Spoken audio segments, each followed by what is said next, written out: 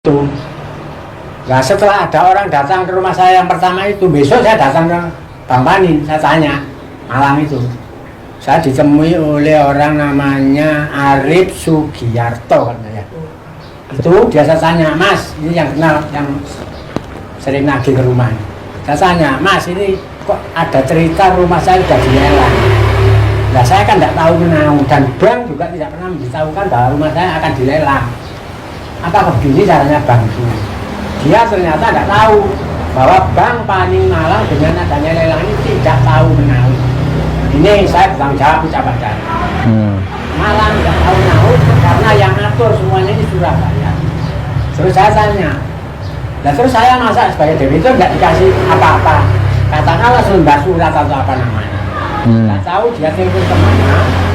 Akhirnya saya mendapat 2 lembar fotokopi yang intinya surat pemberitahuan bahwa rumah saya sudah dilelang di tanggal 21 November yang saya dari kantor tidak ada. Ini patut diduga lelangnya ini benar atau enggak? Nah itu, terus setelah itu saya minta bicara lelang ke kantor lelang, tidak dikasih. Ditemui oleh orang namanya Pak Yusak, orangnya kakek. Beliau mengatakan bahwa kantor lelang KPKNL tidak berhak untuk memberikan penjelasan kepada saya sebagai debitur. Itu ceritanya. Jadi saya minta restoran pun saya tidak dikasih.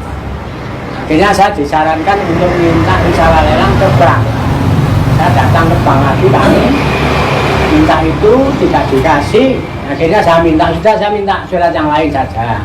1, rincian angsuran. Yang kedua surat perjanjian akad kredit. Itu aja ya.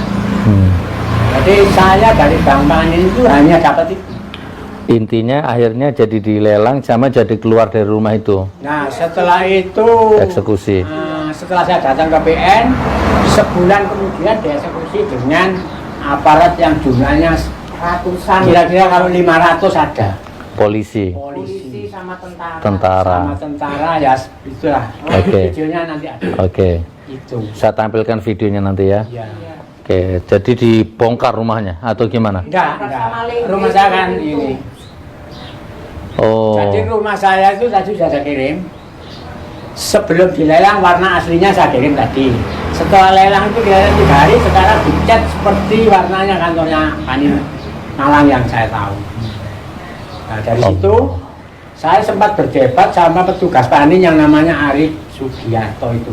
Saya ngomong, Mas, terus ini mosok kita ini tidak dikasih pemberitahuan apa-apa. Terus ini saya baca surat ini ada sisa hasil lelang 128. Ini ceritanya kan sudah didebet ke buku rekeningnya si istri saya. Loh, kita ini nggak pernah yang namanya dikasih buku rekening. Kita nggak pernah.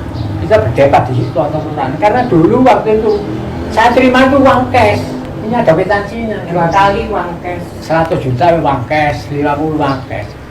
Jadi saya debat, akhirnya saya ngalah. Terus ngalahnya kenapa? Kan nggak wajar, nggak umum.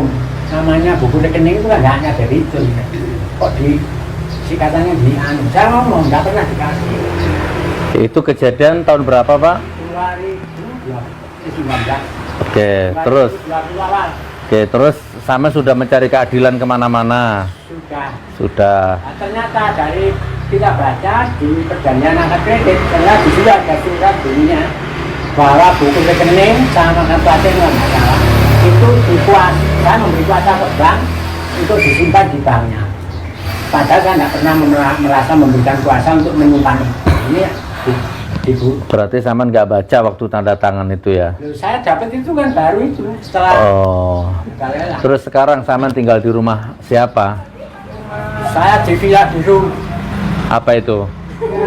Nanti tetangga itu ngasih ada garasi, kasih tempat sama orang kampung.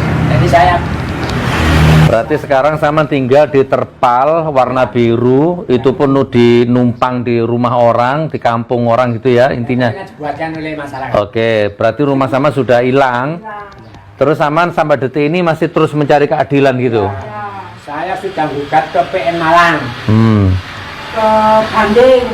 ke PN Panjen. Kemarin kalau nggak salah putusannya NU, cuma saya minta masih hari Senin ini. Ya udah. Terus banding ke pengadilan tinggi ya.